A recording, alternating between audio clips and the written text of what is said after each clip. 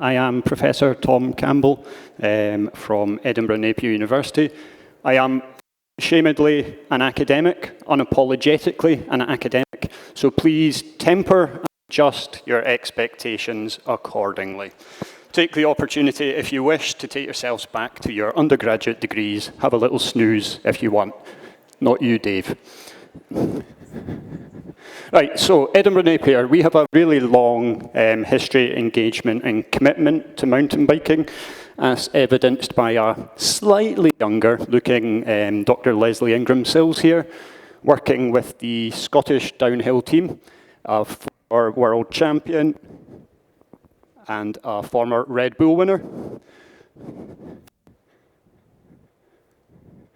But more recently, we've been working, well, since 2012, the Mountain Bike Centre of Scotland, which is hosted by Edinburgh Napier, we opened our doors, and we exist to promote and extend and grow mountain biking within Scotland and also globally. In doing that, we work across innovation, knowledge exchange, education, and provide an awful lot of consultancy work. We do lots of work with industry. And part of that is absolutely research, but we always try and embed this within this wider community of mountain biking and mountain biking practice. We've worked with lots of companies in that time, new companies, started companies diversifying from really broad other industries, aerospace for instance, and we've completed a huge number of kind of student projects and consultancy projects. We've been at this for a while. But more excitingly, we're currently working with a local enterprise agency, South of Scotland Enterprise, to deliver a £19 million mountain bike innovation centre, bike park and living trail lab. It's been delivered in the Scottish borders in a small rural town called Innerleithen, population of 3,000 people, and I am fortunate enough to call myself one of those. Anyway, enough of the preamble. IMBA, Boltana, amazing, brilliant to be here. The IMBA Summit, I've been coming for a good number of years now, and the IMBA Summit is genuinely one of the highlights, if not the of my annual and academic calendar. I genuinely believe, more so than any other conference, any other summit that I go to, there's something quite special about the IMBA Summit. And the reason for that is we have such a broad but committed, engaged and collaborative community of practice. We're all here because we want good for mountain biking. We want to benefit or expand the sector in some way. Certainly, there have been a number of significant projects and collaborations that have born out of IMBA Summits. We can trace the genesis of the significant dirt project back to an IMBA Summit in 2018 or 2019. So this notion of collaboration, commitment and partnership working, it's really important, and it happens here, I believe, like no other place. These notions of connection, attachment, sense of place, these are not just nebulous concepts. These they're actually fundamental emotional and affective elements of what it is to be a human being. These really shape our existence on this planet. Really, really, really important. Even for an old, cantankerous, socially phobic academic like myself, these really matter.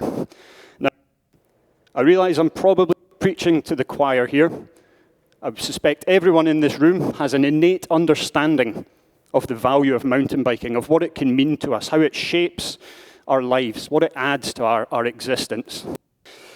I think we understand that we can become really attached to one another through our participation in mountain biking.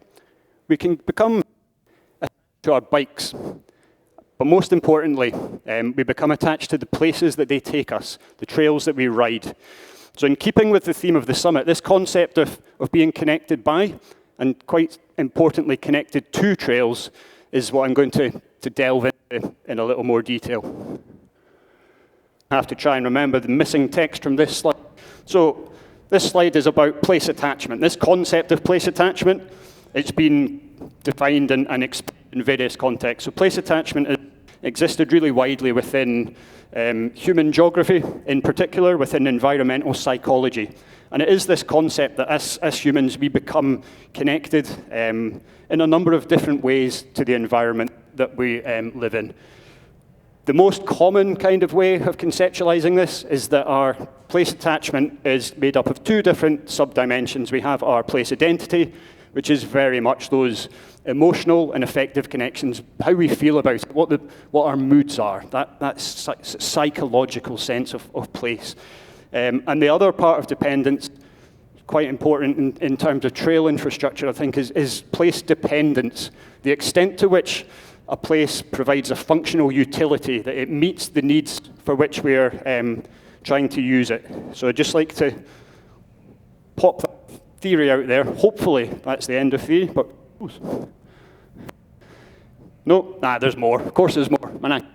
Right, so place attachment, the wider literature around about it, there's been loads done, mainly in kind of tourism, and looking at destinations, trying to understand what it is about touristic offerings that might connect us to place.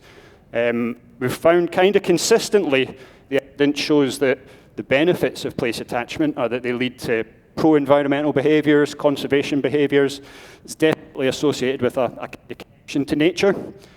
And there have been a handful of studies undertaken in similar kind of lifestyle or outdoor sports. There's findings from studies amongst rock climbing, amongst whitewater rafting and such like.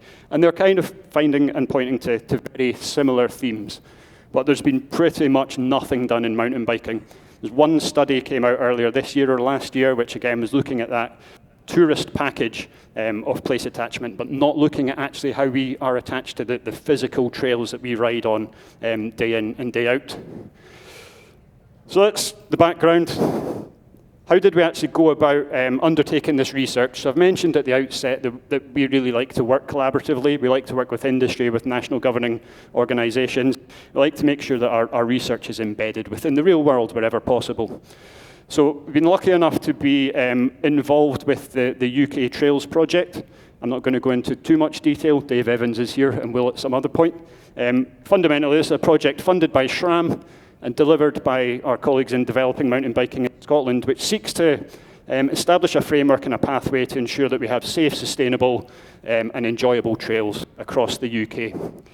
We're providing a little bit of guidance, a little bit of evaluation, and just inputting into the project in terms of the research design within there. So it became apparent that there was a need early on in this project to scope what the trail infrastructure was within the UK, why people were engaging with the trails. So it struck me in the face that here's a really good opportunity to try and understand what that place attachment and what that connection to those individual trails look like. So we did that.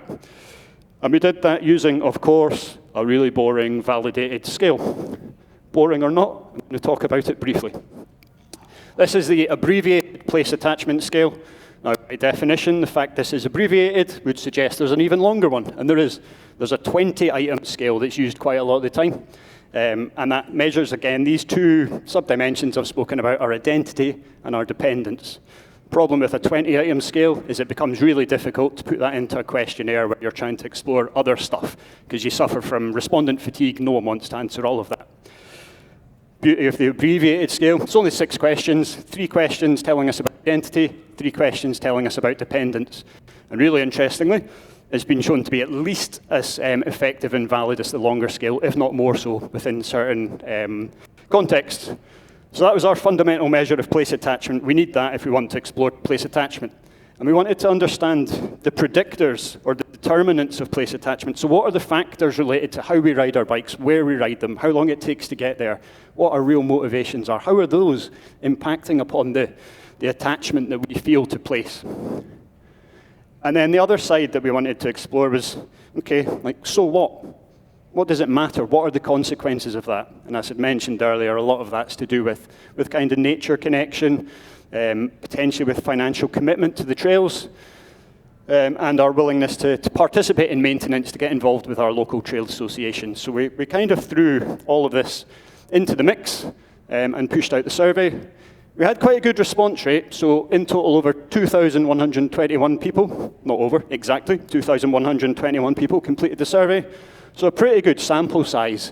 86% of those were male. This is not unusual within surveys of our UK mountain bike riders. It's unfortunately also probably not hugely unrealistic in terms of demographics, and it's what we've found a lot. In terms of age ranges, we found a really pleasing normal distribution of ages, if you're a stats geek like me. But really, again, majority of people answering this were between 34 and 54. So we need to understand that context in terms of how we can interpret the data that's come through. Most people, massive majority, 70% of respondents had been riding for 10 years or more. So again, we've got a fairly old demographic who are responding. They've been around this for a long time. And in terms of self-rating of how experienced they were, or their ability, we had almost half, 47% rated themselves as intermediate, 46 as advanced, and a handful of beginners and a handful of expert riders. I can tell what you're thinking. I can see it in your faces. Show me the data. Use the big screen, Tom. Show us some old, hard stats. I'm right, am I? Yeah? Go on. Mark? Right, so what we did, this is good, isn't it? 2 separate linear regressions. Basically, it shows you a huge number of variables that we've put in there, which are split into our demographics, the way that we're accessing the trails, the type of trails we're riding on, why we say we're trying to ride there. On this side, we have identity. On this side, dependence. Don't go into the detail. Just wanted to show there's a lot of variables. And somewhere between a third and half of those have actually been found within this statistical model to be predicting this sense of place attachment. And the final point to evidence here is that these numbers at the bottom, that's our internal validity. These are high and very, very high measures of internal validity. So those 3 questions within each side of the scale are measuring the same construct. So that's good. Right, what did we actually find? What can we look at? Place, identity, and the impact of travel time. This is quite interesting, if not hugely surprising. So we find that the closer we are to our trails, the less time it takes us to get there, the greater sense of place identity. So the stronger that emotional and effective connection that we report to that place. As we spend more time traveling, that identity decreases. But conversely, our dependence on the place is shown to increase. I think it makes some kind of sense if we think about that, because a place that meets your functional needs, or might be one of the best places in the world for that particular type of riding, we're going to travel longer for that. But it's interesting to have this affirmed, if nothing else. Similar findings around travel mode. So the way that we access our trails, again, has a real impact, or is really associated and is predicting this sense of particularly place identity. There's no effect upon place dependence. So when compared to getting there by car, by getting there by public transport, those of us who ride to our trails are reporting a much higher level of place identity. In terms of the trails themselves, and I do apologize for this terrible slide, it is what it is. 5 different types of trail were interrogated. Interestingly, enduro trails and off-piste trails were found to be associated with and to predict both our place identity, so that emotional connection, but also our dependence on those trails. So the extent to which we are saying these trails really provide for me, they meet my needs for the purpose that I'm riding them. Bike parks predict place dependence. I think this aligns again with that idea that we'll travel further for a kind of bespoke infrastructure, which bike parks kind of really are. So also not enormously surprising, but interesting that there's no impact on place identity there. The other 3 types of trail here were found to actually have no effect, or 2 of them no effect on place identity, but to negatively predict our dependence. This is really, I find this fascinating. We can't tell from the data what that has come around from, what that really means and what it's telling us, but for participation or use of certain types of trail centres and rights of way, that is associated with a decreased dependence on that trail. Now, potentially, that is telling us that there's loads of these trails around, or that they're not particularly unique. There's something about their characteristics which is shared, and we can maybe find them in different places. Forest and gravel riding predicts a decrease in place identity, which probably affirms my own personal views on gravel riding, but we'll leave that there.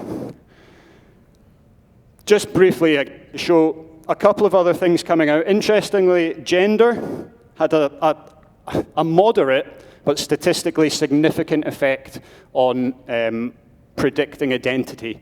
So within this sample, there is statistical evidence telling us that generally people who have reported as being female are more likely to be emotionally and effectively connected to their trails than non-female respondents. There was a very small effect of age in there as well. Biggest predictor, and it's been mentioned a couple of times already, connection to nature, possibly challenge as well for dependence. But this concept of connection to nature, it's something that we're finding consistently within the research, within studies. Mountain bikers are reporting that one of the biggest motivations for riding is a connection to nature. We've previously demonstrated this in a large European survey of over 3,000 riders. We are riding specifically and deliberately to connect ourselves to nature.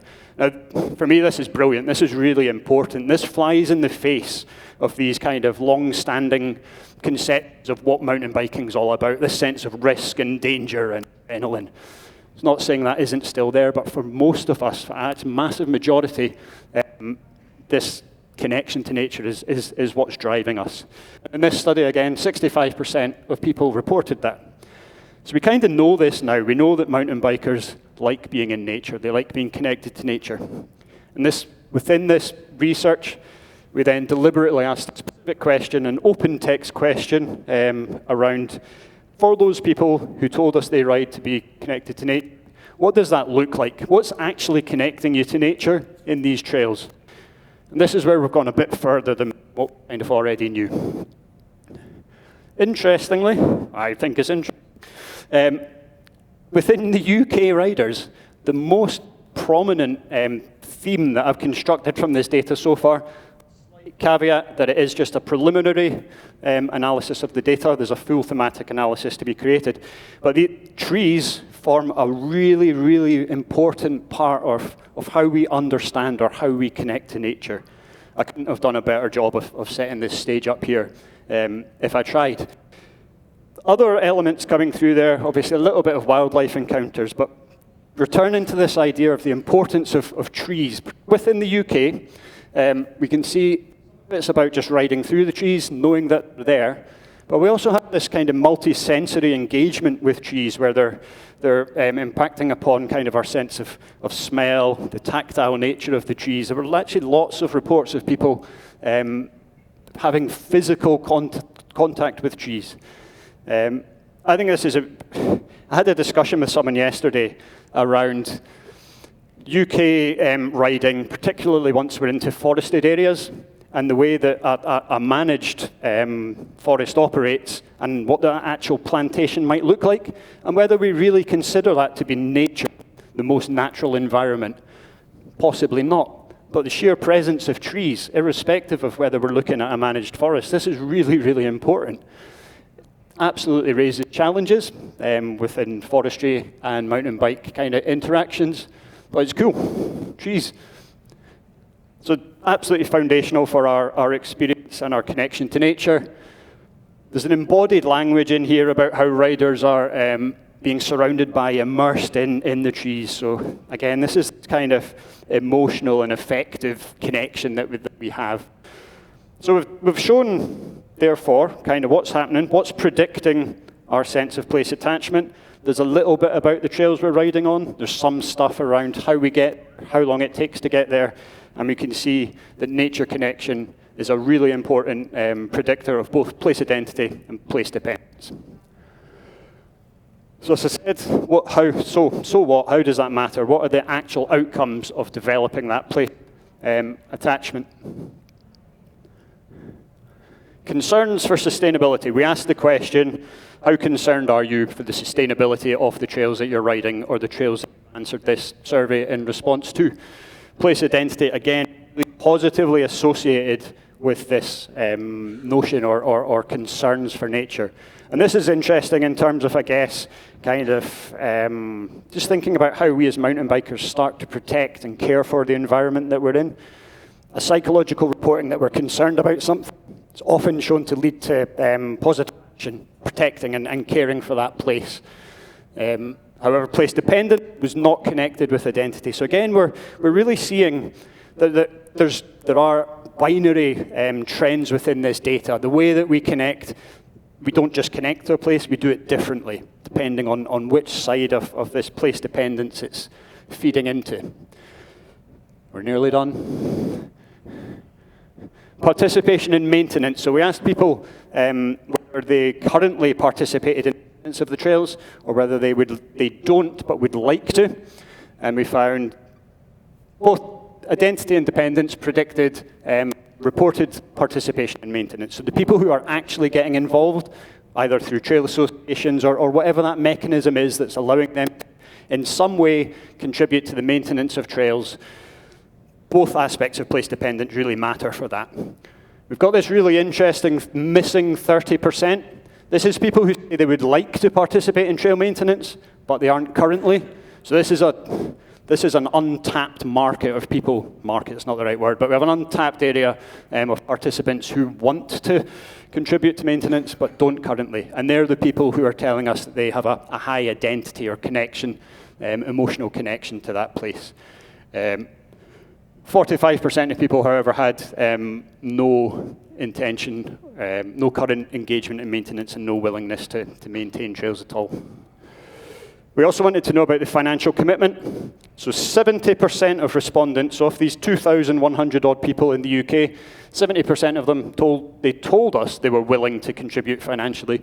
This is not the same as actually doing so, but there's a willingness to do that. And again, this aligns with this notion of having concerns for sustainability, wanting to get involved. And when we looked into this, high financial commitment, so we asked the question, would you be willing to contribute to the maintenance, financially to the maintenance of the trails? 30% said no, 70% said yes. Of those people who said yes, there were different options for contributing. So a regular commitment, a direct debit, money coming out of your account every month, that's a fair level of commitment. Again, place identity predicted that. So that, again, it's consistently telling us that there's something for maintenance, for commitment, for engaging people at the moment. That identity piece is really important. The low-medium commitment, that was either one-off payments or payments to reflect riding frequency. There was no effect found there at all. So I think, and just kind of summarize, hopefully, these 3 points around stewardship, around kind of financial commitment, and the ways that we would make those. I think that this is just something I've cobbled together, by the way. Don't take any real credence of this. Level 1, at the very bottom, I think we have this cognitive attitudinal stewardship. This is where people are saying they have some concerns. It's quite easy to say that, however, but it is, again, driven by identity. As we move forwards into our aspirational stewardship, people who are eager to participate but not really doing so, again, driven by identity. We progress forward then, who's actually doing the work? Who's getting stuck into the trail maintenance? Yes, identity is important, but there's a need to have the dependence on the place as well. So not only do I feel connected to it, it really meets my need for riding. And maybe that does make sense in terms of why they're doing that. And then at the very top, we have what I've termed high commitment stewardship, which is this ongoing commitment to financially look after your trails.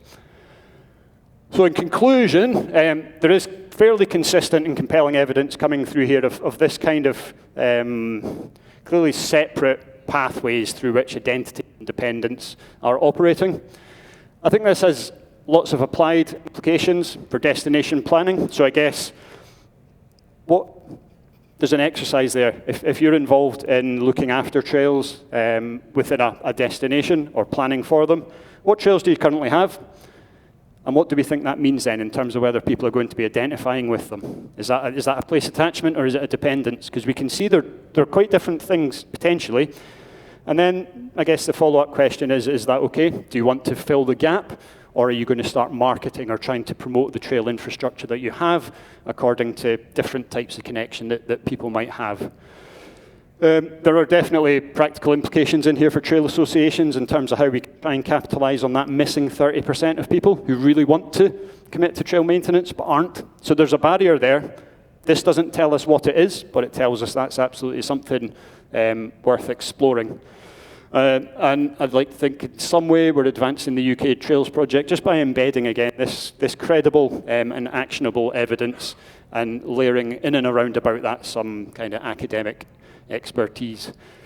So I'd just like to finish with a couple of thanks. Thanks to Edinburgh Napier University and the Mountain Bike Centre of Scotland for funding the scholarship that has underlied this data processing. Huge thanks to SRAM for having the foresight and willingness to fund the UK Trails project. Thanks to IMBA Europe and Mountain Bike Kingdoms for having me here. And huge thanks to David Evans here demonstrating a real connection to nature. His little happy face when he found this grasshopper was amazing. Thank you very much.